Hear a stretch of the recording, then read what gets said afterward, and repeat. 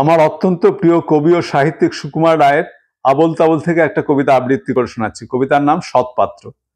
শুনতে পেলাম পোস্তা গিয়ে তোমার নাকি মেয়ের বিয়ে। গঙ্গারামকে পাত্র পেলে জানতে চাও সে কেমন ছেলে? মন্দ নয় সে, পাত্র ভালো, রং যদিও বেজায় কালো, তার উপরে মুখের গঠন অনেকটা সে পেঁচার মতন।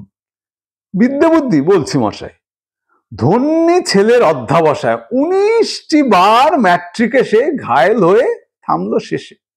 বিষয় আশয় গরিব বেজায়, কষ্টে সৃষ্টে দিন চলে যায়। মানুষ তো নয় ভাইগুলো তার, একটা পাগল একটা গুয়ার, আরেকটা সে তৈরি ছেলে, জাল করে নোট গেছেন জেলে। কনিষ্ঠটি তবলা বাজায়, যাত্রা দলে 5 টাকা পায়। গঙ্গারাম তো কেবল ভোগে পিলের জ্বর আর পাণ্ডু রোগে। কিন্তু তারা উচ্চ ঘর, কংসরাজের বংশধর। শ্যামলাহিরি বনগ্রামের কি যেন হয় গঙ্গারামের।